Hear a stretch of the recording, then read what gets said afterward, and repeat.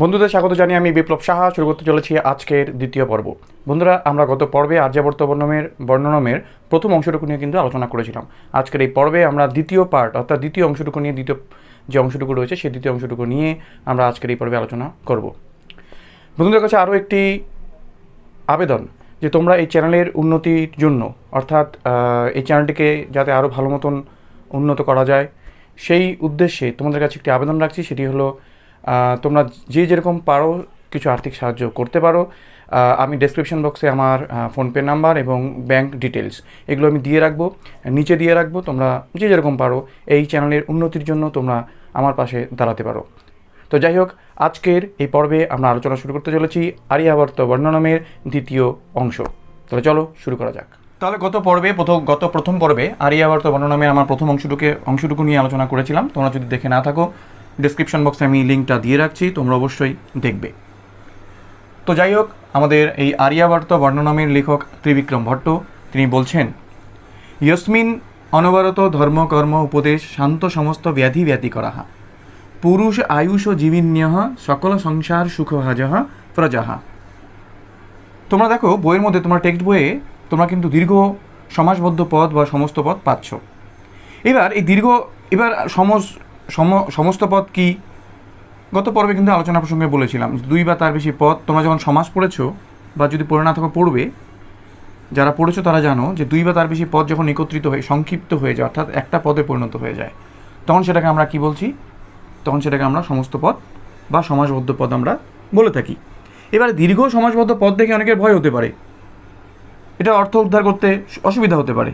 এই কারণে আমি যেভাবে ভাগ করে নিয়েছি, তোমরা পড়ার সময় এইভাবে ভাগ করে, অর্থাৎ পদগুলোকে আলাদা আলাদা করার চেষ্টা করবে। আলাদা আলাদা করে নিয়ে কিন্তু তোমরা পড়বে, দেখবে পড়াটা অনেক সহজ হয়ে যাবে। তো যাই হোক, তো লেখক ত্রিবিক্রম ভট্ট বলছেন আর্যাবর্ত বর্ণনম অর্থাৎ আর্যাবর্তের বর্ণনায় তিনি বলছেন, ইয়স্মিন মানে যেখানে, অর্থাৎ এই আর্যাবর্ত দেশে, আর্যাবর্ত নামক দেশটিতে, অর্থাৎ এই আর্যাবর্ত নামক যে দীর্ঘ বিস্তীর্ণ অঞ্চলটি, গত পর্বে কোন অঞ্চলটি আর্যাবর্ত সেটা আমি কিন্তু তোমাদের বলেছিলাম।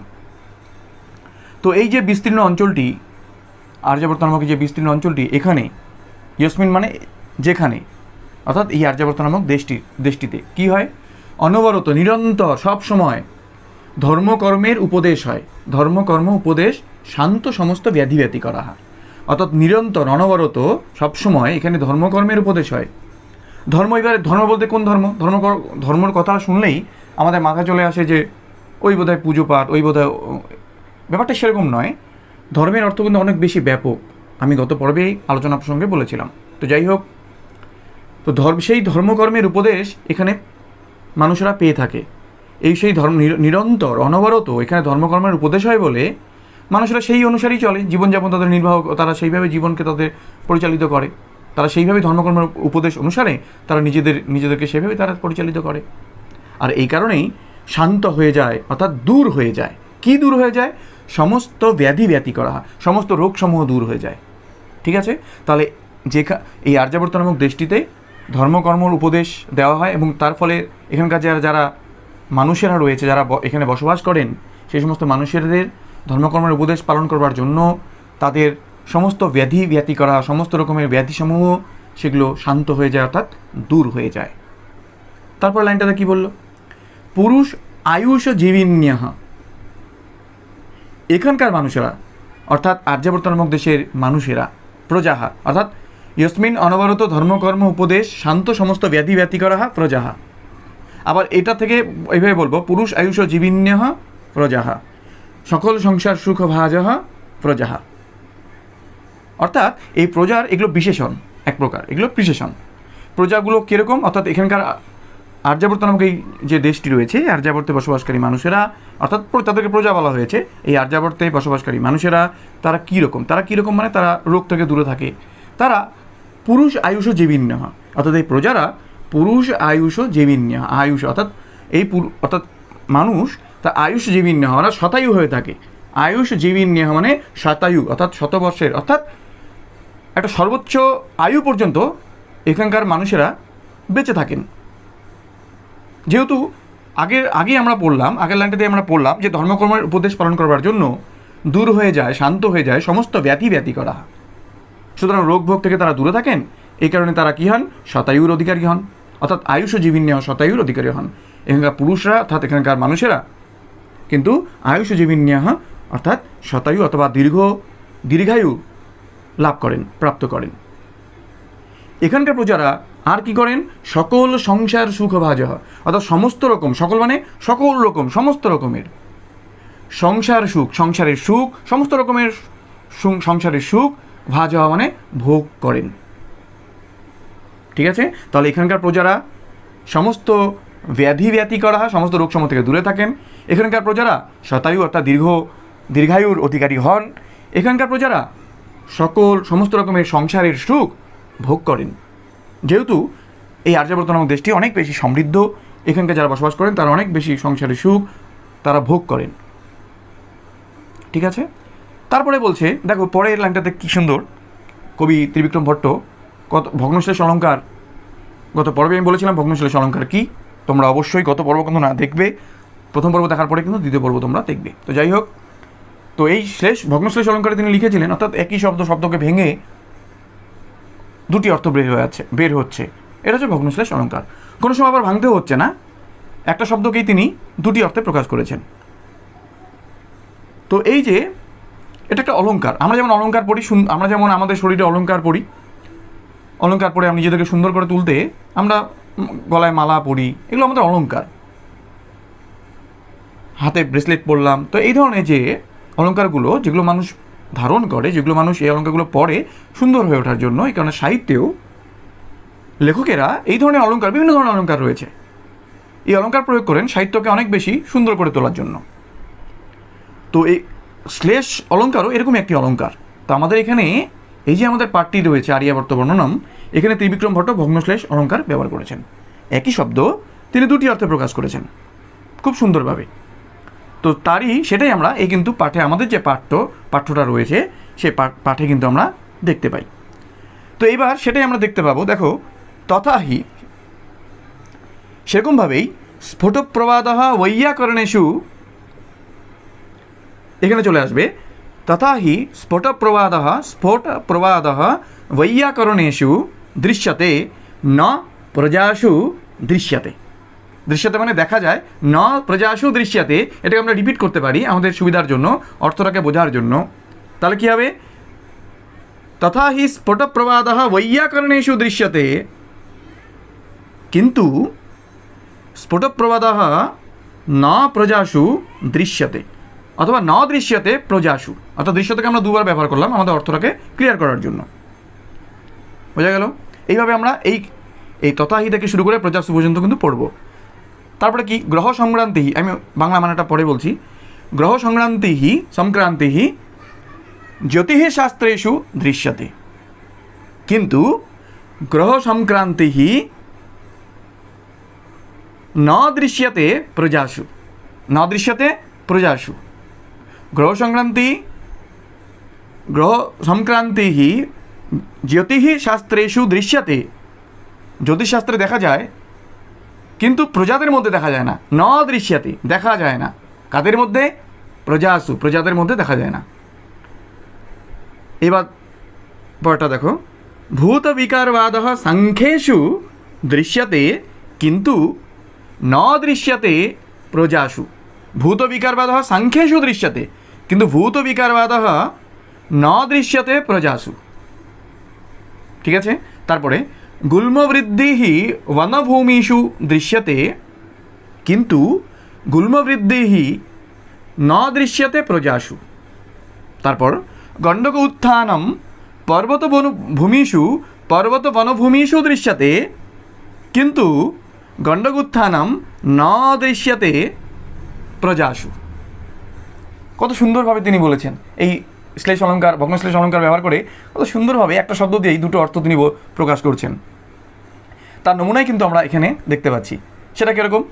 তথাহি সেরকম স্ফুটপ্রবাদঃ বৈয়াকরণেষু দৃশ্যতে। ঠিক আছে, এখানে কিন্তু এটার পরে কিন্তু প্রত্যেকটা এখানে চলে আসবে। তথাহি সেরকম স্ফুটপ্রবাদ, অর্থাৎ বৈয়াকরণ, মানে বৈয়াকরণ মানে ব্যাকরণ জানেন যিনি, তিনি বৈয়াকরণ। তো তাদের মধ্যে যারা ব্যাকরণবিদ, সেই ব্যাকরণবিদদের মধ্যে বা বৈয়াকরণদের মধ্যে স্ফুটপ্রবাদ হচ্ছে একটা স্ফোট প্রবাদ, প্রবাদ মানে একটি মতবাদ বা একটা তত্ত্ব, থিওরি, বা স্ফোট প্রবাদকে শব্দ ব্রহ্মবাদও বলা হয়। এই শব্দ ব্রহ্মবাদ বা এই স্ফোট প্রবাদ বা স্ফোট মতবাদ, এবার শব্দ ব্রহ্মবাদ বা স্ফোট প্রবাদ বা স্ফোট মতবাদ এটা কি, এখানে নিয়ে আর বিস্তারিত আমি আলোচনা করছি না। বিস্তারিত আলোচনা করলে ভিডিও অনেক দীর্ঘ হবে, তো সেটা নিয়ে আলোচনা করছি না। খালি বলছি তাহলে এতটুকুই মনে না করো যে ব্যাকরণের একটা একটা তত্ত্ব, একটা থিওরি, একটা মতবাদ ব্যাকরণের, ঠিক আছে।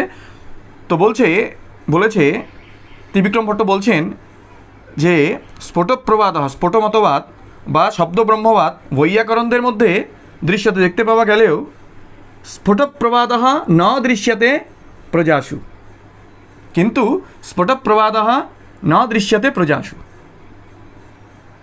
কত সুন্দর। এবার স্ফোটপ্রবাদ একটা শব্দ ব্রহ্মবাদ, স্ফোটপ্রবাদ বা শব্দ ব্রহ্মবাদ একটা তত্ত্ব, একটা মতবাদ ব্যাকরণের ক্ষেত্রে, বৈয়াকরণদের ক্ষেত্রে।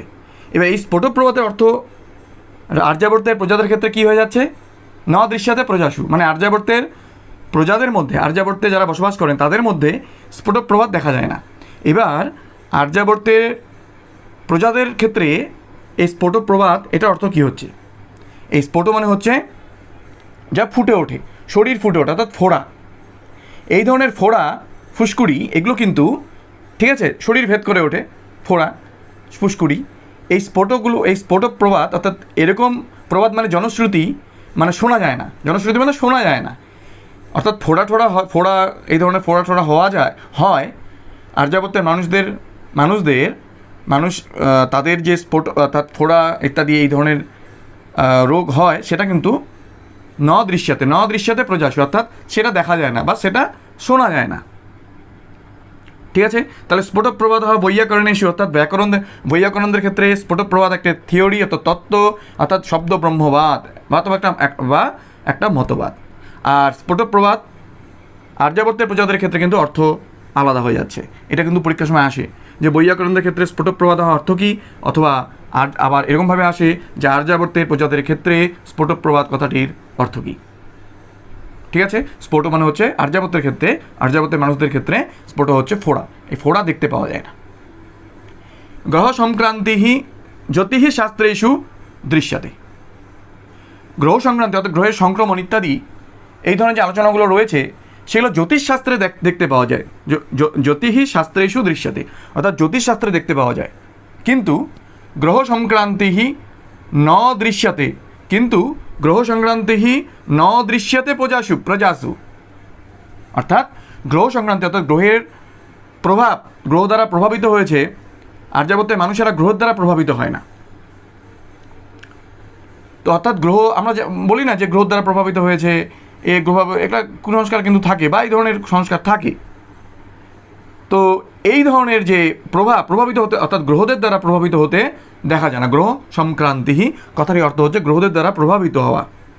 আর্যাবর্তের ক্ষেত্রে, আর্যাবর্তের মানুষদের ক্ষেত্রে গ্রহ সংক্রান্তির অর্থটা আলাদা হয়ে যাচ্ছে, আর জ্যোতিষশাস্ত্রের ক্ষেত্রে গ্রহ সংক্রান্তির অর্থ কিন্তু আলাদা হচ্ছে, ঠিক আছে। তাহলে গ্রহ সংক্রান্তি জ্যোতিষ শাস্ত্রেষু দৃশ্যতে, কিন্তু গ্রহ সংক্রান্তি ন দৃশ্যতে, দৃশ্যতে আমরা একবার রিপিট করতে পারি আমাদের সুবিধার জন্য, অর্থটা ক্লিয়ার হবে।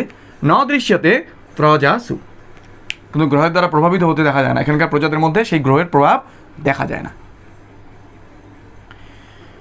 ভূত বিকারবাদ সাংখ্যেষু দৃশ্যতে, অর্থাৎ তাহলে এটা আমরা 1-2 করে দিই, তাহলে কিন্তু বুঝতে সুবিধা হবে। এর প্রথমে এভাবে বলবো, তারপরে এটা, অর্থাৎ ভূত বিকারবাদ সাংখ্যেষু দৃশ্যতে, প্রত্যেকটা ক্ষেত্রে তাই এইভাবেই বলবো। ভূত বিকারবাদ সাংখ্যেষু দৃশ্যতে, কিন্তু ভূত বিকারবাদ ন দৃশ্যতে প্রজাসু, অর্থাৎ ভূত বিকারবাদ সাংখ্যেষু দৃশ্যতে, অর্থাৎ সাংখ্য হচ্ছে একটা দর্শন। আমাদের ভারতে 6টা আস্তিক দর্শন আছে। এই 6টা আস্তিক দর্শনের মধ্যে সাংখ্য দর্শন হলো একটি অন্যতম একটি দর্শন। এই দর্শনে বলা হয়েছে যে আমাদের এই যে স্থূল জগৎ, অর্থাৎ এই যে আমরা দেখতে পাচ্ছি পৃথিবীর মানুষজন, গাছপালা, নদী নালা, পশু পাখি, কীট পতঙ্গ, এই এত কিছু দেখতে পাচ্ছি, এটা একটা স্থূল জগৎ। এই সমস্ত কিছু তৈরি হয়েছে 5টি ভূত পদার্থ দিয়ে। ভূত মানে এখানে ভূত নয়, অর্থাৎ সাংখ্যের ক্ষেত্রে, সাংখ্য দর্শনের ক্ষেত্রে বলছি, প্রজাদের ক্ষেত্রে পরে বলছি। সাংখ্য দর্শনের ক্ষেত্রে অর্থাৎ সাংখ্য দর্শনে ভূত বিকারবাদ একটা প্রবাদ, বাদ মানে মতবাদ বা একটা আমরা বলতে পারি একটা আলোচনা, ভূতবিকারবাদ, একটা মতবাদ, ঠিক আছে, একটা যে কী মতবাদ, কী বাদ বলা হয়েছে সাংখ্য দর্শনে বলা হয় যে এই স্থূল জগৎ, অর্থাৎ এই যে স্থূল জগতের কথা বললাম, এই স্থূল জগৎ 5টা তত্ত্ব দিয়ে, 5টা ভূত পদার্থ দিয়ে তৈরি হয়েছে। সেই ভূত পদার্থগুলি কী কী? 5টা: পৃথিবী, জল, আগুন, পৃথিবী, জল, আগুন, বায়ু এবং আকাশ। এই 5টি ভূত পদার্থ দিয়ে এগুলো হচ্ছে বিকৃত হয়ে, অর্থাৎ বিকার, এগুলো বিকার মানে সেগুলো বিকৃত হয়ে এই যে স্থূল জগৎ তৈরি হয়েছে, আমরা যেটা দেখতে পাচ্ছি, চাক্ষুষ আমরা যেটা করতে পারছি, অর্থাৎ যেটা দেখতে পাচ্ছি, এটা সাংখ্য দর্শনের একটা বাদ, অর্থাৎ মতবাদ বা একটা তত্ত্ব। ঠিক আছে, এটা খুব সহজভাবে আমি বললাম। এবার এই ভূত বিকারবাদ সাংখ্যেষু দৃশ্যতে, কিন্তু ভূত বিকারবাদ ন দৃশ্যতে প্রজাসু। এবার দেখো মজাটা কোথায়, ভূত বিকারবাদ, যখনই বললাম ভূত বিকারবাদ ন দৃশ্যতে প্রজাসু, অর্থাৎ প্রজাদের ক্ষেত্রে যখনই হবে তখন ভূত বিকারবাদের কিন্তু অর্থটা আলাদা হয়ে যাবে। এইবার ভূত মানে ভূত প্রেত, তাহলে এইবার ভূত মানে ভূত প্রেত, কিন্তু যখন সাংখ্য দর্শনের ক্ষেত্রে ছিল ভূত বিকারবাদ, তখন কিন্তু ভূত প্রেত ছিল না, তখন একটা ভূত পদার্থ, অর্থাৎ 5টি যে ভূত পদার্থ রয়েছে সেই 5টি ভূত পদার্থকে বলা হয়েছে, সেই 5টি পদার্থকে কিন্তু ভূত শব্দ দিয়ে প্রকাশ করা হয়েছে। বোঝা যাচ্ছে তো? কিন্তু যখন আমি প্রজাদের ক্ষেত্রে, অর্থাৎ আর্যাবর্তের প্রজাদের ক্ষেত্রে বলছি, তখন কিন্তু ভূত বিকারবাদ কিন্তু তার অর্থটা কিন্তু আলাদা হয়ে যাচ্ছে, অর্থাৎ ভূত প্রেত হয়ে যাচ্ছে। এই ভূত মানে তখন ভূত প্রেত হয়ে যাচ্ছে। তাহলে এই ভূত প্রেতের দ্বারা বিকারগ্রস্ত হন না এখানকার প্রজারা, ন দৃশ্যতে প্রজা, অর্থাৎ ভূত প্রেতের প্রভাব এখানকার প্রজাদের মধ্যে, অর্থাৎ আর্যাবর্তের প্রজাদের মধ্যে দেখতে পাওয়া যায় না। একই শব্দ কিন্তু দুটো অর্থ প্রকাশ পাচ্ছে, সাংখ্য দর্শনের ক্ষেত্রে একটা, আবার প্রজাদের ক্ষেত্রে একটা। কত সুন্দর। এরপর দেখো, গুল্মবৃদ্ধিহি বনভূমিষু দৃশ্যতে, কিন্তু গুল্মবৃদ্ধিহি ন দৃশ্যতে প্রজাসু, অর্থাৎ গুল্মবৃদ্ধিহি বনভূমিষু দৃশ্যতে, এটার অর্থ আমরা আগে বুঝবো। তাহলে গুল্মবৃদ্ধিহি বনভূমিষু দৃশ্যতে মানে গুল্মজাতীয় বৃদ্ধি, গুল্মজাতীয় বৃক্ষের, যে গুল্মজাতীয় যে বৃক্ষ রয়েছে, উদ্ভিদ রয়েছে, সেই গুল্মজাতীয় উদ্ভিদের এখানে উদ্ভিদ দেখা যায় বনভূমিগুলোতে, অর্থাৎ এখানকার বনভূমিতে, অর্থাৎ আর্যাবর্তের যে বনভূমি, সেই বনভূমিতে গুল্ম বৃদ্ধি দেখতে পাওয়া যায়, অর্থাৎ গুল্ম জাতীয় উদ্ভিদের বৃদ্ধি বনভূমিষু দৃশ্যতে, বনভূমিগুলোতে দেখতে পাওয়া গেলেও গুল্মবৃদ্ধিহি ন দৃশ্যতে প্রজাসু, কিন্তু আর্যাবর্তের প্রজাদের ক্ষেত্রে গুল্মবৃদ্ধি দেখা যায় না। গুল্মবৃদ্ধিহি ন প্রজাসু ন দৃশ্যতে প্রজাসু, ঠিক আছে। অর্থাৎ গুল্মবৃদ্ধি, অর্থাৎ প্রজাদের ক্ষেত্রে গুল্মবৃদ্ধি কী হচ্ছে, গুল্ম হয়ে যাচ্ছে প্লীহা রোগ, প্লীহার বৃদ্ধি, প্লীহা মানে স্প্লিন, যেটাকে ইংরেজিতে আমরা স্প্লিন বলি। তোমরা স্ক্রিনেও দেখতে পাচ্ছ এই প্লীহাটা কোথায় থাকে। তো এই প্লীহা রোগের, অর্থাৎ প্লীহার বৃদ্ধি অর্থাৎ প্লীহা রোগ, এই বৃদ্ধি অর্থাৎ প্লীহার বৃদ্ধি অর্থাৎ রোগ, প্লীহা রোগ ন দৃশ্যতে প্রজাসু, প্রজাদের মধ্যে দেখতে পাওয়া যায় না। আর্যাবর্তের প্রজাদের মধ্যে প্লীহা রোগ দেখতে পাওয়া যায় না। তাহলে গুল্ম কথারই অর্থ কিন্তু বনভূমির ক্ষেত্রে এক হচ্ছে গুল্ম জাতীয় উদ্ভিদ, আর গুল্মবৃদ্ধি যখন আমি প্রজাদের ক্ষেত্রে বললাম ন প্রজাসু, অর্থাৎ ন প্রজাসু দৃশ্যতে বা ন দৃশ্যতে প্রজাসু, আগে বলো দৃশ্যতের আগে বলো বা পরে বলো, অর্থ একই থাকবে। সংস্কৃতে এটি একটা আমাদের একটা সুবিধে যে যেমন ইংরেজিতে সাবজেক্ট ভার্ব অবজেক্ট এইভাবে যে প্রপার অর্ডারে চলতে হয়, সংস্কৃতের ক্ষেত্রে কিন্তু খুব ফ্লেক্সিবল, অর্থাৎ তুমি আগে পরে যেভাবে নিয়ে নাও অর্থটা কিন্তু একই থাকবে। ঠিক আছে, কর্তার পরে তুমি আগে ক্রিয়াটাকে নিয়ে আসতে পারো, তারপরে কর্তা নিয়ে যেতে পারো, যেটা ইংরেজিতে সম্ভব নয়। ঠিক আছে, তো এই কারণে বলছি যে ন দৃশ্যতে প্রজাসু অথবা ন প্রজাসু দৃশ্যতে, যেভাবে খুশি তোমরা বলতে পারো, অর্থ একই থাকবে। তাহলে গুল্মবৃদ্ধি বনভূমির ক্ষেত্রে গুল্ম জাতীয় বৃদ্ধি, গুল্ম জাতীয় উদ্ভিদ বনভূমির ক্ষেত্রে, আর গুল্মবৃদ্ধি প্লীহা রোগ, অর্থাৎ প্লীহার বৃদ্ধি বা প্লীহার রোগ ন প্রজাসু দৃশ্যতে, অর্থাৎ প্রজাদের মধ্যে দেখতে পাওয়া যায় না। ঠিক আছে, এইবার দেখো, গণ্ডক উত্থানম পর্বত বনভূমিষু দৃশ্যতে, কিন্তু গণ্ডক উত্থানম ন প্রজাসু দৃশ্যতে অথবা ন দৃশ্যতে প্রজাসু। তার মানে এটা কি? গণ্ডক উত্থান পর্বতে, প্রথমে আমরা 1 নম্বরটা, অর্থাৎ প্রথমে অর্থটা বুঝবো, বনভূমির ক্ষেত্রে অর্থটা বুঝবো।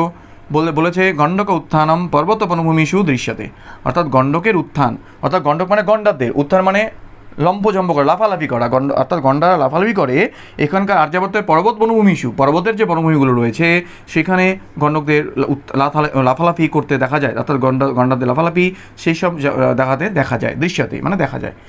কিন্তু গণ্ডক উত্থানম ন দৃশ্যতে প্রজাসু, এবার গণ্ডক উত্থান প্রজাদের মধ্যে দেখা যায় না, আর্যাবর্তের প্রজাদের মধ্যে গণ্ডক উত্থান দেখা যায় না। এবার গণ্ডক উত্থান এটা প্রজাদের ক্ষেত্রে কী অর্থ হচ্ছে? তার মানে হচ্ছে গলগণ্ড, এক ধরনের গলগণ্ড রোগ। তোমরা স্ক্রিনে ছবিটা দেখো, এটা হচ্ছে গলগণ্ড রোগ, গলায় ফুলে যাওয়া এক ধরনের। তো এই যে গলগণ্ড রোগটা, এই গলগণ্ড রোগটা কিন্তু ন প্রজাসু দৃশ্য, অর্থাৎ প্রজাদের মধ্যে দেখতে পাওয়া যায় না। তাহলে দেখো কত সুন্দরভাবে গণ্ডক উত্থানাম পর্বত বনভূমিষু যখন হচ্ছে, অর্থটা তখন কী হচ্ছে, পর্বত বনভূমি অর্থাৎ আর্যাবর্তের, এক্ষেত্রে কিন্তু আর্যাবর্তের পর্বত বনভূমিষু, আবার আর্যাবর্তের প্রজা, আর্যাবর্তের বনভূমি, আর্যাবর্তের প্রজা, ঠিক আছে। তো আর্যাবর্তের পর্বত বনভূমিগুলোতে গণ্ডক উত্থানাম, গণ্ডক অর্থাৎ পর্বত বনভূমির ক্ষেত্রে গণ্ডক উত্থানাম হচ্ছে যে গণ্ডারদের উত্থান, লাফালাফি।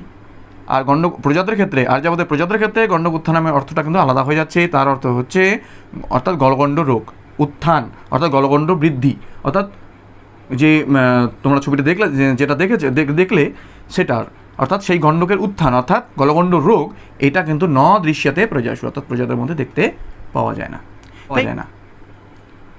এরপরে দেখো বলা হলো, অর্থাৎ ত্রিবিক্রম ভট্ট বললেন, यत्र चतुरगोपशोभिताः संग्रामा इव ग्रामाः तुङ्गसकलभवनाः सर्वत्र नगा इव नगरप्रदेशाः सदा चरणमण्डनानि नुपुराणि इव पुराणि सदानभोगाः प्रभञ्जना इव जनाः।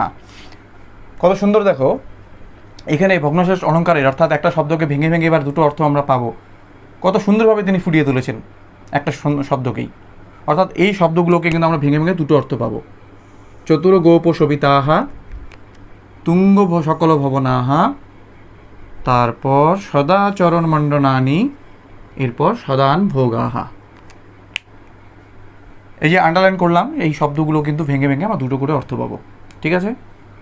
দেখো यत्र চতুর্গোপশোভিতাः সংগ্রাম, অর্থাৎ এই অংশে ত্রিবিক্রম ভট্ট আর্যাবর্তের বর্ণনা করতে গিয়ে বলছেন যে এই আর্যাবর্ত নামক বিস্তীর্ণ অঞ্চলটিতে বা আর্যাবর্ত নামক দেশটিতে এখানকার গ্রামগুলো কেমন, এখানকার গ্রামগুলো কেমন, এখানকার নগর প্রদেশগুলো কেমন, এখানকার পুরগুলো কেমন অর্থাৎ শহরগুলো কেমন, এখানকার মানুষগুলো কেমন, সেটা তিনি বলেছেন। তাহলে তিনি বলছেন यत्र মানে যেখানে, অর্থাৎ আর্যাবর্ত নামক দেশটিতে। এবার দেখো এটাকে ভেঙে দিচ্ছি, তাহলে কি হচ্ছে, চতুরগোপশোভিতাः, ঠিক আছে না। অর্থাৎ যখন সংগ্রাম আইব, এই সংগ্রামের ক্ষেত্রে বলবো, যখন এই সংগ্রামের ক্ষেত্রে এটাকে আমরা বলবো, তখন কীভাবে বলবো দেখো, यत्र च তুরগ উপশোভিতা, অর্থাৎ চটা আলাদা হয়ে গেল, তুরগ তারপরে হলো উপশোভিতাः। আচ্ছা, এখানে বিসর্গ হবে, কারণ সন্ধি নিয়ম অনুসারে তোমাদের বইয়ের টেক্সট বই তোমরা দেখতে পাচ্ছ যে বিসর্গ কিন্তু নেই, কিন্তু যেহেতু স্বরবর্ণ রয়েছে এই কারণে বিসর্গ ছিল না। তা আমরা সন্ধি বিচ্ছেদ করব, অবশ্যই সন্ধি বিচ্ছেদ করব, দীর্ঘ সমস্ত পদকে আমরা ভাগ করে নেব, ভাগ করে নিয়ে সন্ধি বিচ্ছেদ করে নিয়ে কিন্তু আমরা টেক্সট, যে কোনো টেক্সট আমরা পড়বো, তাহলে দেখবো অনেক বেশি সহজ হবে, ঠিক আছে। তাহলে সংগ্রামাহা, ঠিক আছে, বহুবচনে সংগ্রামাহা, বইয়ের মধ্যে থাকবে না কারণ এখানে সন্ধি নিয়ম অনুসারে নেই, কিন্তু আমরা বিচ্ছেদ করে, যেহেতু বিচ্ছেদ করে সমস্ত পদকে আলাদা করে আমরা পড়ছি, তাই এখানে কিন্তু আমরা সেটা করে নিচ্ছি, সংগ্রামাহা, ঠিক আছে। তো যাই হোক, তাহলে দেখো এটার ক্ষেত্রে সংগ্রামাহা ইব, অর্থাৎ এটার ক্ষেত্রে যখন আমরা বলবো তখন আমরা কীভাবে বলবো, यत्र মানে যেখানে, অর্থাৎ আর্যাবর্ত নামক দেশটিতে। यत्र চ আলাদা করে দিলাম, চ মানে এবং, এটা অব্যয়পদ, তোমরা ক্লাস 11-এ তোমরা পড়েছিলে। এবং যেখানে, তুরগ মানে ঘোড়া, তুরগ উপশোভিতা অর্থাৎ ঘোড়া দ্বারা শোভিত হয়, অর্থাৎ ঘোড়া দ্বারা যেমন সংগ্রাম মানে সংগ্রাম ভূমি অর্থাৎ যুদ্ধভূমি, ইব মানে মতো, এটা একটা অব্যয়পদ, তোমরা ক্লাস 11-এ কিন্তু এগুলো পড়েছিলে, ইব মানে মতো। তাহলে যেমন যুদ্ধভূমি তুরগ মানে ঘোড়ার দ্বারা শোভিত হয়, ঠিক তেমনি এই আর্যাবর্ত নামক দেশটির গ্রামগুলো কেমন সেটা বলেছে। গ্রামগুলো হলো কি, দেখো কত সুন্দর এই শব্দটাকে আবার তিনি বলছেন, চতুর গোপ শোভিতাः, ঠিক আছে। কি হলো, আগেটা ছিল তুরগ উপশোভিতাः সংগ্রামের ক্ষেত্রে অর্থাৎ যুদ্ধভূমির ক্ষেত্রে, আর যখন আমি গ্রামের ক্ষেত্রে বলছি তখন কি বলছি, চতুর মানে চালাক বা বুদ্ধিমান, গোপ মানে গোয়ালা, শোভিতাः অর্থাৎ চতুর গোয়ালাদের দ্বারা শোভিত হয় এই আর্যাবর্ত নামক দেশটির গ্রামগুলি, ঠিক আছে। তাহলে যেমন সংগ্রামভূমি বা যুদ্ধভূমি যেমন ঘোড়াদের দ্বারা শোভিত হয়, ঘোড়াদের দ্বারা শোভিত হয়, অর্থাৎ তুরগ উপশোভিতাহা, ঘোড়াদের দ্বারা শোভিত হয়, ঠিক তেমনি আর্যাবর্তের গ্রামগুলি তেমন চতুর্গোপশোভিতাহা, চতুর বা বুদ্ধিমান গোয়ালাদের দ্বারা শোভিত। এরপরে তুঙ্গ সকলভ বনাহা সর্বত্র নগাহা ইব তুঙ্গ সকল ভবনাহা নগর প্রদেশাহা। অর্থাৎ দেখো এই শব্দটাকে ভাঙছি। প্রথমে কি বলছি, অর্থাৎ এই যে নগার ক্ষেত্রে, এই নগার ক্ষেত্রে প্রথমে আমি কি বলছি, তুঙ্গ সকলভ বনাহা, একটা হবে তুঙ্গ সকল ভবনাহা, তুঙ্গ সকল ভবনাহা। ঠিক আছে, দেখো তুঙ্গ সকল নগার ক্ষেত্রে, নগর মানে পাহাড়, এখানেও বিসর্গ হবে নগাহা, অর্থাৎ পাহাড়গুলি, যেমন পাহাড়গুলিতে সর্বত্র ছড়িয়ে রয়েছে কি, অর্থাৎ তুঙ্গ সকলভ বনাহা, তুঙ্গ সকলভ মানে হচ্ছে হাতির শাবক, হাতির বাচ্চা, হাতির শাবক হচ্ছে কে সকলভ বলে। এখানে সকলভ কথাটির মানে কি, এইভাবে কিন্তু পরীক্ষার সময় আসতেই পারে। তাহলে তুঙ্গ সকলভ বনাহা কীভাবে বলবো, তুঙ্গ সকলভ বনাহা সর্বত্র নগাহা ইব, নগর প্রদেশের ক্ষেত্রে এইভাবে বলবো তুঙ্গ সকল ভবনাহা নগর প্রদেশাহা। ঠিক আছে, তাহলে দেখো নগাহার ক্ষেত্রে, অর্থাৎ নগা মানে পাহাড়গুলির ক্ষেত্রে আমরা বলছি তুঙ্গ সকলভ বনাহা সর্বত্র নগাহা ইব তুঙ্গ সকল ভবনাহা নগর প্রদেশাহা। অর্থাৎ সকলভ মানে হাতির শাবক যুক্ত, হাতির শাবক রয়েছে এমন বনগুলো দিয়ে, অর্থাৎ বনগুলো খুবই উঁচু, সেই উঁচু বন যেগুলোতে সকলভ অর্থাৎ হাতির শাবকেরা ঘুরে বেড়ায়, হাতির শাবকেরা রয়েছে এমন বন, সেগুলো ছড়িয়ে রয়েছে নগাহার, সেগুলো ছড়িয়ে এমন পাহাড় রয়েছে পাহাড়ের মতো। ঠিক আছে, পাহাড়ের মতো, অর্থাৎ পাহাড় এরকম পাহাড়, সেই পাহাড়গুলো কীরকম, সেই পাহাড়গুলো সর্বত্র যেখানে বনযুক্ত, সেই বনগুলো আবার কীরকম, সেই বনগুলোতে হাতির শাবকরা ঘুরে বেড়ায়, এরকম বনযুক্ত, অর্থাৎ হাতির শাবক ঘুরে বেড়ায় এমন বনযুক্ত যে পাহাড়গুলো, উঁচু পাহাড়, তুঙ্গ নগা অর্থাৎ উঁচু পাহাড়গুলো যে রয়েছে, তুঙ্গ মানে উঁচু, তো উঁচু পাহাড়গুলোর মতো তুঙ্গ সকল ভবনাহা নগর প্রদেশা মতো এই যে আর্যাবর্ত নামক দেশটির যে নগরগুলো রয়েছে, সেই নগর প্রদেশগুলোর ভবনগুলো কীরকম হয়, ভবন মানে বড় বড় অট্টালিকাগুলো কীরকম হয়, তুঙ্গ উঁচু হয়, সকল মানে সমস্ত, এই সমস্ত ভবনগুলো, অর্থাৎ এই যে নগর প্রদেশের যে সমস্ত ভবনগুলো রয়েছে, সমস্ত যে অট্টালিকাগুলো রয়েছে, সেগুলো উঁচু হয়। অর্থাৎ খুব সহজভাবে বললে, যেমন উঁচু পাহাড়ের মতো এই আর্যাবর্ত নামক দেশটির যে নগর প্রদেশ, সেই নগর প্রদেশে কিন্তু উঁচু ভবন দেখতে পাওয়া যায়। ঠিক আছে, তারপরে দেখো সদাচরণ মণ্ডনানি নুপুরানি ইব পুরাণী সদ আচরণ মণ্ডনানি নুপুরানি ইব পুরাণী, অর্থাৎ সদাচরণ মণ্ডনানি পুরাণী ইব সদ আচরণ মণ্ডনানি পুরাণী। অর্থাৎ আমরা এটাকে যদি ভাগ করি তাহলে কী হবে, দেখো সদাচরণ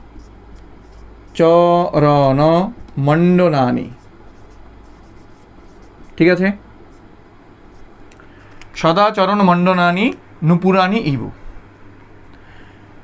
আর যখন আমি আমরা যখন পুরাণীর ক্ষেত্রে বলবো, পুর মানে শহরগুলো, এই শহরগুলো, ঠিক আছে, এই যে নগরগুলো বা শহরগুলো, পুর মানে শহর, তাহলে সেই ক্ষেত্রে কী হবে, সেই ক্ষেত্রে আমরা এইভাবে আলাদা করে দেব, সৎ আচরণ মণ্ডনানি। আশা করি বোঝা যাচ্ছে। তাহলে দেখো এবার মানাটা আমরা এইভাবে করব, সদাচরণ মণ্ডনানি, সদা মানে সবসময়, যেমন চরণের অলঙ্কার, মণ্ডনানি মণ্ডিত হয়ে থাকে, বা চরণের বা পায়ের অলঙ্কার যেমন নুপুরানি, ইব মানে যেমন বা মতো, অর্থাৎ পায়ের অলঙ্কার, অর্থাৎ মেয়েদের পায়ের অলঙ্কার বা পায়ের অলঙ্কার যেমন সবসময় পায়ের অলঙ্কার যেমন নূপুর, ঠিক তেমনি যেন এই যে আর্যাবর্ত নামক দেশটির যে পুরগুলো রয়েছে, পুরাণী বহুবচনে, ফলম ফলে ফলানি, পুরম পুরে পুরাণী বহুবচনে, তেমনি এই আর্যাবর্ত নামক দেশটির যে পুরগুলো রয়েছে বা শহরগুলো রয়েছে, সেই শহরগুলো কেমন? সেই শহরগুলো কেমন? সৎ আচরণ মণ্ডনানি। পায়ের অলঙ্কার যেমন নূপুর, ঠিক তেমনি এই আর্যাবর্ত নামক দেশটির শহরগুলোর অলঙ্কার কি? অলঙ্কার সৎ আচরণ। ঠিক আছে, অলঙ্কার হচ্ছে সৎ আচরণ, অর্থাৎ মানুষদের মধ্যে সৎ আচরণ দেখতে পাওয়া যায়।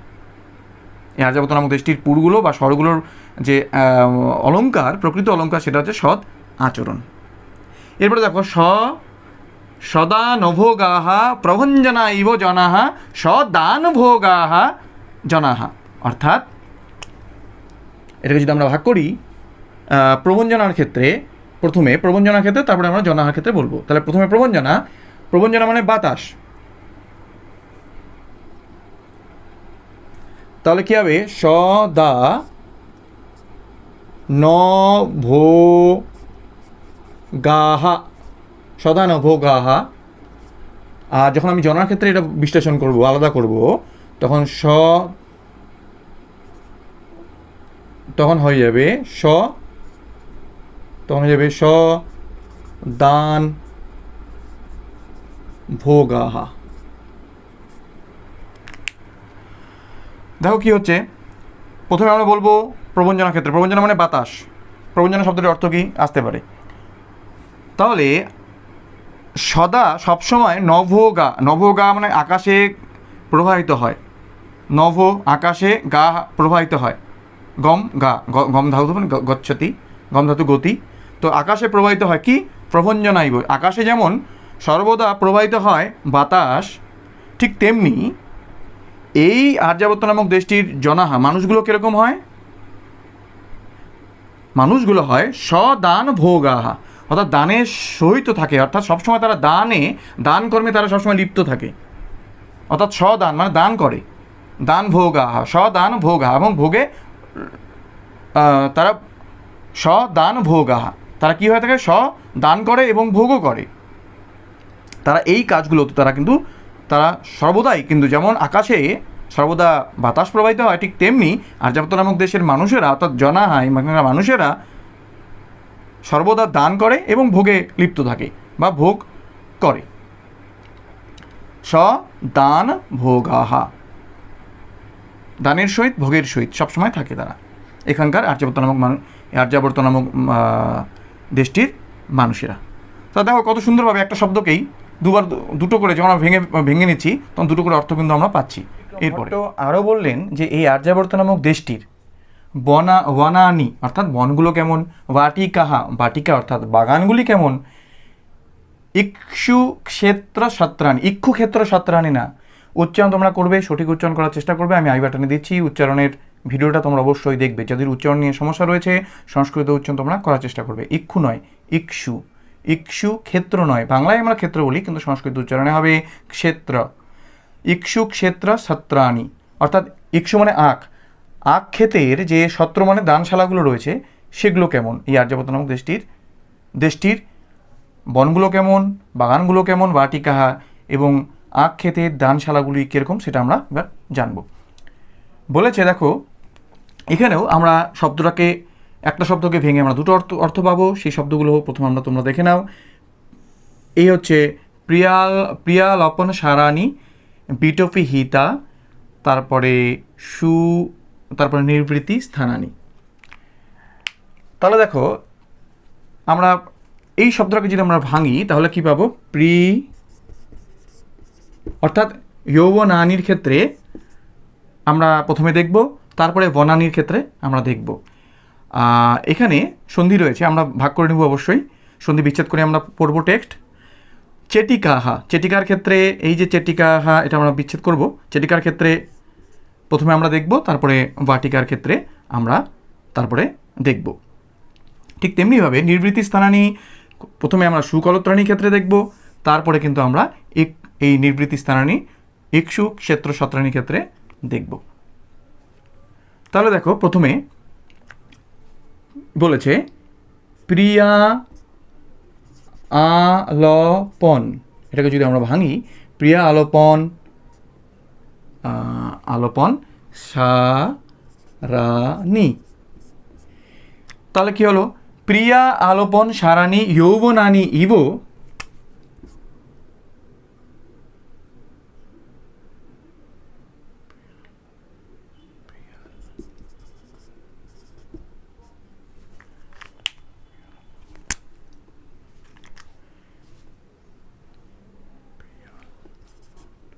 প্রিয়াল পনস পনস পনস আরানি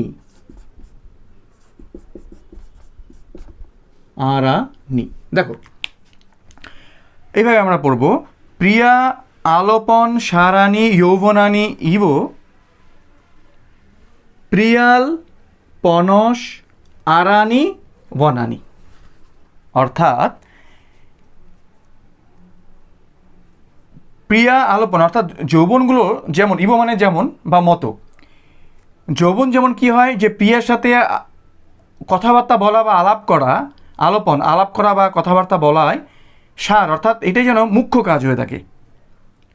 যৌবন বয়সে প্রিয়ার সাথে প্রেমিক প্রেমিকারা যেটা তাদের যেন কথাবার্তা, অর্থাৎ তারা যে গল্প করা তাদের মধ্যে, এইটা যেন এই প্রিয়া আলপন সারানি, অর্থাৎ এটা যেন মুখ্য হয়, যৌবনে যেন এটা মুখ্য হয় কথা বলাটা, প্রিয়া আলপন সারানি। ঠিক তেমনি মতো এই যে আর্যাবর্ত নামক দেশটি রয়েছে, এই আর্যাবর্ত নামক দেশটির বনগুলো কীরকম হয়?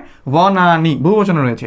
ফল শব্দের মতো ফল শব্দের বহুবচনে রয়েছে ফলানি, প্রথম বিভক্তির এক বহুবচন, ফলম ফলে ফলানি বহুবচনে ফলানি বনানি। তো বনানি অর্থাৎ বনগুলো কেমন হয়? আর্যাবর্তের বনগুলো হয় প্রিয়াল পনস, এই যে গাছগুলো, এই গাছগুলোর আরানি মানে সারিবদ্ধভাবে এই গাছ, এই বনগুলোতে অর্থাৎ আর্যাবর্ত নামক দেশটির বনগুলোতে প্রিয়াল গাছ, পনস গাছ মানে কাঁঠাল গাছ, এই প্রিয়াল কাঁঠাল এই ধরনের গাছগুলোর সারিবদ্ধভাবে দেখা যায় বনগুলোতে। এই গাছগুলো সারিবদ্ধভাবে দেখা যায় আরানি, অর্থাৎ সারিবদ্ধভাবে এই গাছগুলো রয়েছে আর্যাবর্ত নামক দেশটির বনগুলোতে। অর্থাৎ প্রিয়াল পনস আরানি বনানি, একটা শব্দকে ভেঙে আমরা কিন্তু দুটো অর্থ পাচ্ছি। যৌবনের ক্ষেত্রে একটা অর্থ হচ্ছে, আর একটা কি হচ্ছে, অর্থাৎ প্রিয়া আলপন সারানি যৌবনানি, আর বনানির ক্ষেত্রে হচ্ছে প্রিয়াল পনস আরানি বনানি। এবার দেখো বিটপি হিতাহা চেটিকাহা, এখানে সন্ধি বিচ্ছেদ করতে হবে আমাদের। বিটপি হিতাহা যোগ চেটিকাহা, স্ক্রিনে দেখো বিটপি হিতাহা, ছটা বিসর্গ হয়ে গেল। তোমরা ক্লাস 11-এ যখন সন্ধি বিচ্ছেদ করেছিলে, এটা কিন্তু এই সন্ধি বিচ্ছেদটা, এই সন্ধিটা কিন্তু তোমরা পেয়েছিলে, আশা করি শিখেছিলে। বিটপি হিতাহা যোগ চেটিকাহা, এখানে বিসর্গ হবে, ইবো আছে, এখানে বিসর্গ হবে, এখানে বিসর্গ হবে না, কারণ এটা ক্লিবলিঙ্গ রয়েছে চেটিকাহা। তাহলে দেখো ভিটপি হিতাহা, এটাকে চেটিকার ক্ষেত্রে একটা হবে অর্থ, আমি আগে বলে নিয়েছি, এবার বাটিকার ক্ষেত্রে একটা হবে অর্থ। তাহলে ভেঙে নিচ্ছি আমরা। বিট প্রথমে হবে, অর্থাৎ এই চেটিকার ক্ষেত্রে হবে, চেটিকা অর্থাৎ দাসী, চেটিকা মানে দাসী, তো দাসীর ক্ষেত্রে হবে বিট পি হি তাহা। আর বাটিকার ক্ষেত্রে হবে, বাটিকা মানে বাগান, এই বাগানের ক্ষেত্রে হবে বিটপি হি তাহা।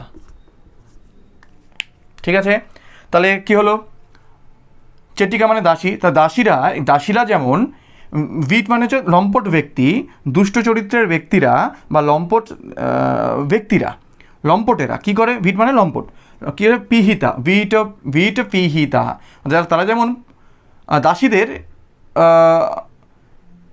পেছনে তারা ঘুরে বেড়ায় বা তারা পরিবৃত করে রাখে। দাসীদের দুষ্ট লম্পট যারা, তারা কি করে? বিট পিহিতাহা চেটিকাহা, অর্থাৎ দাসীদের কি করে? ডিস্টার্ব করে, অর্থাৎ তাদের পরিবৃত করে রাখে এই লম্পট শ্রেণীর মানুষগুলো, যেমন করে রাখে ঠিক তেমনি যেন এই আর্যাবর্ত নামক দেশের যে বাটিকাহা, অর্থাৎ যে উদ্যানগুলো, বাগানগুলো রয়েছে, সে বাগানগুলো যেন বিটপি হিতাহা। কত সুন্দর দেখো, একটা বিট পি হিতাহা চেটিকাহা, একটা কি হচ্ছে বিটপি মানে গাছ, বৃক্ষ, বিটপি গাছ, হিতাহা মানে মঙ্গল করে, অর্থাৎ গাছেদের মঙ্গল বা গাছেদের রক্ষা করে এমন অনেক বাগানই আর্যাবর্ত নামক দেশটিতে রয়েছে। ঠিক আছে? তাহলে আর্যাবর্ত নামক দেশটিতে বাটিকা অনেক বাগান রয়েছে, যে বাগানগুলো কী করে, ভিটোপি হিতা, যেই বাগানগুলো গাছগুলোকে রক্ষা করে, অর্থাৎ গাছগুলোকে সংরক্ষণ করে। অভয়ারণ্য আমরা যেমন জানি গাছেদের সংরক্ষণ করে, পশু পাখিদের সংরক্ষণ করে রাখা একটা ব্যবস্থা, সেটা। তো সেই ধরনের আর্যাবর্ত নামক দেশটিতে এরকম অনেক বাগান রয়েছে, যে বাগানগুলো কি ভিটোপি হিতাহা, অর্থাৎ গাছদের রক্ষা করে, হিত অর্থাৎ মঙ্গলদায়ক অনেক বাগান রয়েছে এই আর্যাবর্ত নামক দেশটিতে। যেমন দাসীরা যেমন পরিবৃত হয়ে থাকে দুষ্ট প্রকৃতির মানুষদের দ্বারা, অর্থাৎ দম্পট শ্রেণীর মানুষদের দ্বারা, ঠিক তেমনি বাগানগুলো যেন এই গাছেদের মঙ্গল সাধন করছে বা গাছেদের সংরক্ষণ করছে বা রক্ষা করছে। এরকম অনেক বাটিকাহা অনেক বাগান কিন্তু আর্যাবর্ত নামক দেশটিতে রয়েছে। নির্বৃতি স্থানানি সুকলত্রাণী। এবার দেখো নির্বৃতি স্থানানি অর্থাৎ সুখের আশ্রয়। নির্বৃতি স্থানানি মানে সুখের আশ্রয়। সুকলত্রম হচ্ছে স্ত্রী, ওয়াইফ। তো সুকলত্রম, এবার কলত্রম মানে ওয়াইফ, সু মানে হচ্ছে ভালো, অর্থাৎ ভালো একজন স্ত্রী, সু কথাটা দিয়ে সেটা প্রকাশ করছে। তো এরকম কলত্র যারা রয়েছে তার কী হয়, নির্বৃতি সুখের আশ্রয় হয়। যেমন ভালো স্ত্রীরা কী হয়, সুখের আশ্রয় হয়ে থাকে, ঠিক না? সুখের আশ্রয় হয়ে থাকে, ভালো স্ত্রীরা সুখের আশ্রয় হয়ে থাকে। সুকলত্রাণী বহুবচন রয়েছে। কলত্র মানে স্ত্রী, কিন্তু এটা ক্লিবলিঙ্গে রয়েছে। আমরা জানি সংস্কৃত শব্দগুলো কিন্তু অর্থ অনুসারে আমরা কিন্তু লিঙ্গ নির্ধারণ করা যাবে না। অর্থাৎ কলত্র মানে তো স্ত্রী, তাহলে সেই হিসাবে অনেকে প্রণত যে এটা স্ত্রীলিঙ্গে হওয়া উচিত ছিল, কিন্তু স্ত্রীলিঙ্গে না, এটা ক্লিবলিঙ্গে রয়েছে। অর্থাৎ এটা অকারান্ত ক্লিবলিঙ্গ। ফল শব্দের মতো ফলম ফলে ফলানি, কলত্রম কলত্রে কলত্রাণী। তাহলে কলত্রাণী মানে স্ত্রী, সুকলত্রাণী মানে ভালো স্ত্রী। তাহলে ভালো স্ত্রীরা যেমন সুখের আশ্রয়, ঠিক তেমনি এই আর্যাবর্ত নামক দেশটির যে ইক্ষুক ক্ষেত্র সত্রাণীরা রয়েছে, অর্থাৎ এই আর্যাবর্ত নামক দেশটিতে যে ইক্ষুক ক্ষেত্র মানে হচ্ছে আখ ক্ষেত যেগুলো রয়েছে, সত্রাণী মানে দানশালা, অর্থাৎ অনেক আখ ক্ষেত্র রয়েছে, আখের ক্ষেত রয়েছে। সেখানে কি হয় যে পথিকদের জন্য দানশালাও খোলার মানে সেখানে দানশালারও ব্যবস্থা রয়েছে, যেখানে কিনা পথিকদের আখের রস দেওয়া হয়, রস দিয়ে তাদের সেবা যত্ন করা হয়। অর্থাৎ সত্রাণী অর্থাৎ দানশালারও কিন্তু রয়েছে, আখ ক্ষেতে দানশালা কিন্তু রয়েছে আর্যাবর্ত নামক দেশটিতে। সেই আর্যাবর্ত নামক দেশটির ইক্ষুক্ষেত্র সত্রাণী অর্থাৎ ইক্ষুক্ষেত্র সত্রাণী মানে আখ ক্ষেতের যে দানশালাগুলো সেগুলো যেন তৃপ্তির স্থান, সেগুলো যেন নির্বৃতি স্থানানী মানে তৃপ্তির স্থান। তাহলে কী হচ্ছে, একজন ভালো স্ত্রী যেমন ভালো স্ত্রীরা যেমন সুখের আশ্রয় হয়ে থাকে, ঠিক তেমনি আর্যাবর্ত নামক এই দেশটির যে আক্ষেতের যে দানশালাগুলো রয়েছে সেগুলো যেন তৃপ্তির স্থান। নির্বৃতি স্থানানী কী হয়ে যাচ্ছে, ইক্ষুক্ষেত্র সত্রাণী ক্ষেত্রে তৃপ্তির স্থান হয়ে যাচ্ছে, সেগুলো যেন তৃপ্তির স্থান অর্থাৎ তৃপ্তি দিয়ে থাকে। এরপরে দেখো ত্রিবিক্রম ভট্ট বলছেন এই আর্যাবর্ত নামক দেশটিতে কূপগুলো কেমন, অর্থাৎ এখানে যে অবস্থিত কূপ অর্থাৎ কুয়োগুলো কেমন, এখানকার কুলস্ত্রীরা কেমন, অর্থাৎ বংশের যে স্ত্রীরা তারা কেমন, এই সম্পর্কে তিনি বলছেন। ভগ্নশ্লেষ অলঙ্কার অর্থাৎ একই শব্দ দিয়ে দুটো অর্থ প্রকাশ করে তিনি বলছেন এইভাবে। তিনি কি বলছেন, অর্থাৎ তার আগে আমরা জেনে নেব যে কোন কোন শব্দগুলোতে আমরা ভেঙে দুটো অর্থ পাবো। তো আমরা এই ভগ্ন কুম্ভকর্ণ ঘন স্বাপাহা এটাকে ভেঙে আমরা দুটো অর্থ পাবো, এবং সতীব্রতা পদোষাহা এটা ভেঙে আমরা দুটো অর্থ পাবো। তাহলে কি বলেছে দেখো, কুপিত কপিকুল আকুলিতাহা, কুপিত কপিকুল আকুলিতাহা, এটা দীর্ঘ একটা সমস্ত পদ, এটাকে আমরা এইভাবে একটু আলাদা করে নিচ্ছি। কুপিত কপিকুল আকুলিতাহা, তাহলে কুপিত কপি মানে বানর, কপিকুল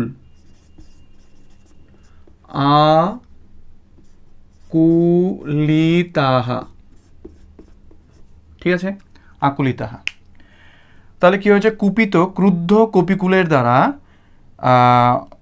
আকুলিতাহা ব্যতিব্যস্ত বা আকুলিত হয়েছে, বা কুপিত ক্রুদ্ধ বানরদের দ্বারা ব্যতিব্যস্ত হয়ে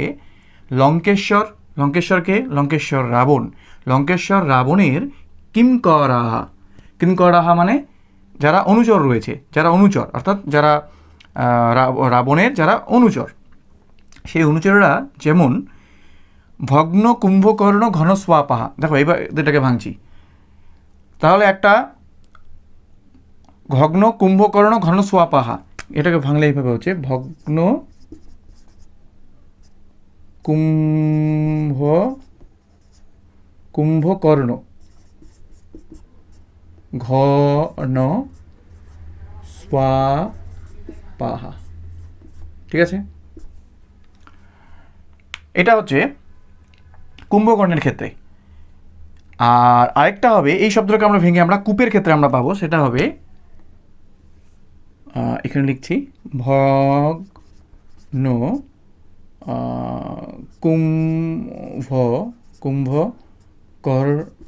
কুম্ভকর্ণ ঘন স্বাপা সু যোগ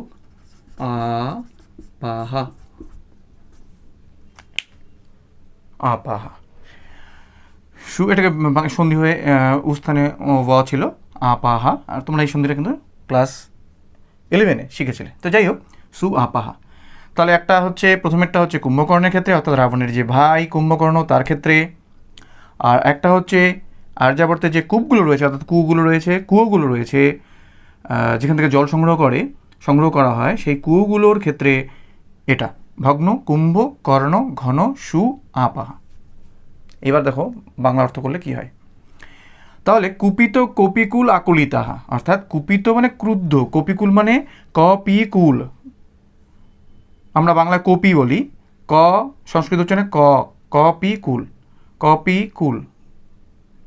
যাই হোক, তো ক্রুদ্ধ কপিকুল আকুলিতাহা, অর্থাৎ ক্রুদ্ধ বানরদের দ্বারা ব্যতিব্যস্ত হয়ে লঙ্কেশ্বর রাবণের যে কিঙ্করাহা অর্থাৎ অনুচররা রয়েছে, তারা যেমন কি করেছিল, তারা করেছিল, তোমরা যারা রামায়ণের গল্প যারা জানো বা রামায়ণ যারা দেখেছো, তারা দেখেছিলে যে কুম্ভকর্ণে তারা ঘুম ভেঙেছিল, অর্থাৎ ভগ্ন মানে ভেঙেছিল, কুম্ভকর্ণের ঘন মানে ঘন, স্বাপাহা মানে ঘুম, ঘন নিদ্রা, গভীর ঘুম কিন্তু ভেঙেছিল কুম্ভকর্ণের।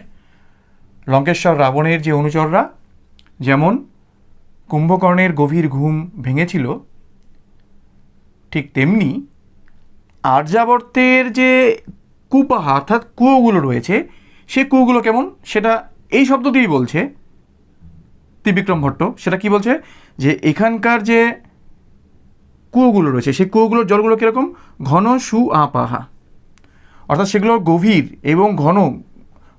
এবং সু মানে ভালো জলগুলো, আপা মানে জল, অর্থাৎ খুব সুন্দর সুমিষ্ট জল। এই কুয়োগুলো, আর্যাবর্তের কুয়োগুলোতে ঘন গভীর এবং গভীর হয়, এবং সেখানে সুমিষ্ট জল, খুব ভালো জল সেখানে পাওয়া যায়, সু আপাহা। তাহলে এরকম ভালো জল যুক্ত কুয়ো, আর সে কুয়োগুলো ঘিরে রয়েছে কি, যেই রমণীরা জল নিতে আসে, তারা কলসি করে নিয়ে জল নিতে আসে, সেই কলসিগুলো কোনো কারণে তার কোনাগুলো ভেঙে গেছে, কোনাগুলো সেখানে পড়ে রয়েছে কুয়োর চারদিকে। কবি দেখো ত্রিবিক্রম ভট্ট কত সুন্দরভাবে এটাকে মিলিয়েছেন কুম্ভকর্ণের সাথে। তাহলে কুম্ভের ভগ্ন হয়েছে, কুম্ভের কর্ণগুলো, কুম্ভ মানে কলসের কোনাগুলো, সেগুলো পড়ে রয়েছে কুয়োর চারদিকে। এবার কবি সেটাকেই কল্পনা করেছেন, যেমন কুম্ভকর্ণ কে চারদিকে তার লঙ্কেশ্বর কিঙ্করাহা, অর্থাৎ লঙ্কেশ্বর রাবণের যে অনুচররা চারদিকে ঘিরে কুম্ভকর্ণের ঘুম ভেঙেছিল, ঠিক তেমনি কুয়োটা যেন কুম্ভকর্ণ, মানে কবির কল্পনাতে। এবং তার চারদিকে সেই লঙ্কেশ্বর রাবণের কিঙ্কর অর্থাৎ অনুচররা রয়েছে, অর্থাৎ ঘন ভাঙা সেই কলসির কোনা ভাঙা যে কলসিগুলো, সেগুলো পড়ে রয়েছে, সেগুলো পড়ে রয়েছে এমন কূপ দেখা যায়, চারদিকে পড়ে রয়েছে বা সেগুলো যুক্ত, এবং সুন্দর সুমিষ্ট জল, ভালো জল পাওয়া যায়, ঘন গভীর হয়, এবং সু আপাহা ভালো জল পাওয়া যায়, ভালো জলযুক্ত এবং ভগ্ন কুম্ভকর্ণযুক্ত, অর্থাৎ কলসির কানা ভাঙা কলসি এবং সুমিষ্ট জল পরিপূর্ণ কূপ এই আর্যাবর্ত নামক দেশটিতে দেখা যায়। তারপরে কি বলেছে, এবার এটা সতীব্রতাপদোষাহা, এটা সূর্যদ্যুতয়, এটার ক্ষেত্রে একটা অর্থ হবে, আর একটা অর্থ হবে কুলস্ত্রিয়, এটার ক্ষেত্রে। প্রথমে আমরা এটার ক্ষেত্রে আমরা প্রথমে দেখবো, তারপরে এটার ক্ষেত্রে। তাহলে সূর্যদ্যুতয়, সূর্য নয়, উচ্চারণটা বাংলায় আমরা সূর্য বলি, সংস্কৃত উচ্চারণে সূর্য, সূর্য জ ইয়। তো যাই হোক, সূর্য দ্যুতয়, তাহলে কি হচ্ছে দেখো, সতীব্র তাপদোষাহ সূর্য দ্যুতয়। তাহলে সতীব্র তাপদোষাহ বাংলা কি হচ্ছে, সতীব্র তাপদোষাহ। আর কুল স্ত্রীহার ক্ষেত্রে কি হচ্ছে, সতীব্রতা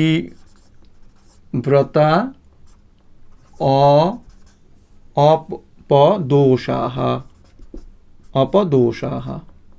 ঠিক আছে, তাহলে প্রথমেরটা হচ্ছে সূর্যদূতায়, অর্থাৎ সূর্যকিরণ। সূর্যকিরণগুলো কীরকম, সূর্যকিরণ যেমন সতীব্র তাপদোষা, অর্থাৎ সতীব্র, খুব তীব্র তাপ, উত্তাপে দুষ্ট হয়েছে, ঠিক আছে। সূর্যের দ্যুতি, অর্থাৎ সূর্যের দ্যুতি, সূর্যের কিরণ, সূর্যের আলো যেন খুব তাপ দিচ্ছে, এমন তাপ যেমন দিচ্ছে যেমন মতো, তাদের মতো, অর্থাৎ সূর্যের আলো, সূর্যের দ্যুতি যেমন সতীব্র তাপদোষা, সতীব্র তাপ, খুব উত্তাপ দিচ্ছে এমন সূর্যদ্যুতিগুলো, ঠিক তেমনি কুলস্ত্রী, এই আর্যাবর্তের যে কুলস্ত্রী রয়েছে, বংশের স্ত্রীরা রয়েছেন, তারা কীরকম, তারা সতীব্রতা পালন, অর্থাৎ সতীব্রত কি, যে তারা ভালো, যেসব নারীরা তারা ভালো আচরণ করার ফলে অপদোষাহা, দোষ দূরীভূত হয়ে যায়। সতীব্রতা, অর্থাৎ সতীব্রতা পালন করার ফলে, সতীব্রত মানে ভালো আচরণ করার ফলে, অপদোষাহা, দোষ হয়েছে, অর্থাৎ দূর হয়েছে, দূর হয়েছে, এমন হলো আর্যাবর্তের কুলস্ত্রীরা। ঠিক আছে, তাহলে কি হচ্ছে, সূর্যদ্যুতিগুলো যেমন সতীব্র তাপদোষাহা, খুব উত্তাপ দিচ্ছে সূর্যদ্যুতিগুলো যেমন দিচ্ছে, কিন্তু এখানকার আর্যাবর্তের কুলস্ত্রীগুলো কেমন, কুলস্ত্রী হচ্ছে সতীব্রতা পালনের ফলে কি দোষ দূরীভূত হয়েছে এই আর্যাবর্ত নামক দেশটির কুলস্ত্রীরা তারা কীরকম, সেই কুলস্ত্রীরা হচ্ছে সতীব্রতা পালনের ফলে অপদোষা, অর্থাৎ তাদের দোষ নেই, তাদের কোনো দোষ নেই, দোষ দূরীভূত হয়েছে, এমন কুলস্ত্রীরা এই আর্যাবর্ত নামক দেশটিতে দেখা যায়। এরপরে ত্রিবিক্রম ভট্ট আরও বলছেন, অপিচ এছাড়াও ভবন্তি ফাল্গুনে মাসি বৃক্ষ শাখা বিপল্লবাহা, শ্লোক দিয়ে বলছেন, ভবন্তি ফাল্গুনে মাসি বৃক্ষ শাখা বিপল্লবাহা জায়ন্তে ন তু লোকস্য কদাপি চ বিপল্লবাহা। কত সুন্দর একটি কথা বললেন, দেখো, ভবন্তি ফাল্গুনে মাসি বৃক্ষ শাখা বিপল্লবাহা, এই আর্যাবর্ত নামক দেশটিতে বৃক্ষ শাখা বিপল্লবাহা ভবন্তি হয়ে যায়, ফাল্গুন মাসে বৃক্ষ শাখা বিচ্ছেদ করলে হবে বৃক্ষ শাখা। এখানে সন্ধি নিয়ম অনুসারে ব থাকার কারণে এখানে কিন্তু বিসর্গ নেই। তো যাই হোক, বৃক্ষ শাখা বহুবচনে হবে। বৃক্ষ শাখাগুলো কি হয়, ফাল্গুনে মাসে বিপল্লবাহা, পল্লব মানে পাতা, আছে, তাহলে পল্লবহীন হয়ে যায়, অর্থাৎ পর্ণমোচন হয়, পাতা শূন্য হয়ে যায়, পর্ণশূন্য, পাতা শূন্য হয়ে যায়। ভবন্তি মানে হয়, বহুবচনে ভবন্তি, ভবতি ভবতঃ ভবন্তি। ঠিক আছে, বৃক্ষ শাখাহা বিপল্লবাহা ভবন্তি, বৃক্ষ শাখাহা বিপল্লবাহা ভবন্তি, বহুবচনে রয়েছে কর্তা, তাই ক্রিয়াপদটাও বহুবচনে, কর্তা যেমন ক্রিয়াপদ তেমন। যাই হোক, তাহলে যেমন আর্যাবর্তে ফাল্গুন মাসে আর্যাবর্তের যেমন গাছগুলো, বৃক্ষ শাখাগুলো যেমন পর্ণমোচন করে, অর্থাৎ পাতা শূন্য হলেও এই আর্যাবর্ত নামক দেশটির লোকেদের কিন্তু কদাপি চ কখনোই, লোকস্য লোকেদের, অর্থাৎ এই যে আর্যাবর্ত নামক দেশের মানুষদের এখানকে যারা বসবাস করে তাদের বিপল্লবাহা, অর্থাৎ এটাকে আমরা যদি বিচ্ছেদ করব, বিপদলবাহা।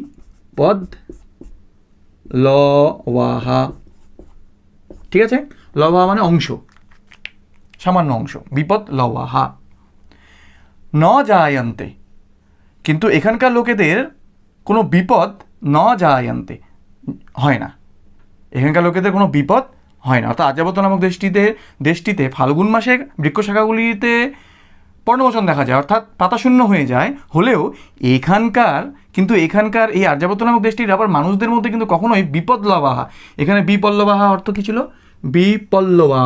বিপল্লবাহা পাতা শূন্য, আর এখানে কি হচ্ছে, বিপল্লবাহা বিপদলবাহা, অর্থাৎ বিপদের অংশমাত্র ন জায়ন্তে দেখা যায় না, এখানকার লোকেদের মধ্যে। কত সুন্দরভাবে কবি লেখক ত্রিবিক্রম ভট্ট এই ভগ্নশ্লেষ অলঙ্কার করে কিন্তু কত সুন্দরভাবে আর্যাবর্তের বর্ণনা করছেন। তাহলে বন্ধুরা, আজকের এই দ্বিতীয় পর্বে আমরা আর্যাবর্ত বর্ণনামের দ্বিতীয় অংশটুকু নিয়ে আলোচনা করলাম। আমরা তৃতীয় পর্বে আমরা বাকি অংশটুকু নিয়ে আলোচনা করে শেষ করব। আজকের আলোচনা নিয়ে কোনো রকম কোনো প্রশ্ন থাকলে তোমরা অবশ্যই জানতে চাইবে, আর বুঝেছো কি বুঝোনি সেটাও অবশ্যই আমাদের জানাবে, জানালে আমরা খুশি হব। আর তোমরা যদি কেউ, আর অবশ্যই লাইক করবে, আর যদি কেউ নতুন এসে থাকো চ্যানেলে, অবশ্যই চ্যানেলটিকে সাবস্ক্রাইব করবে, এবং সাবস্ক্রাইব করার পরে কিন্তু অবশ্যই অল বাটনে ক্লিক করবে, নাহলে কিন্তু পরের যে ভিডিওগুলোর আপলোড সেগুলো কিন্তু নাহলে পাবে না, তার নোটিফিকেশনগুলো নাহলে কিন্তু পাবে না। তাই অবশ্যই সাবস্ক্রাইব করবে এবং অল বাটনে ক্লিক করবে। আর আমাদের একটা ফেসবুক পেজ রয়েছে, সংস্কৃত টিভি নামে ফেসবুক পেজ রয়েছে। সেই পেজে সংস্কৃত বিষয়ক বিভিন্ন বিষয় আপলোড করা হয়, পোস্ট করা হয়। তোমরা অবশ্যই সেই পেজটিও কিন্তু অবশ্যই লাইক করে রাখবে। তাহলে পরের পর্বে আমাদের দেখা হচ্ছে। জয়তু সংস্কৃতম।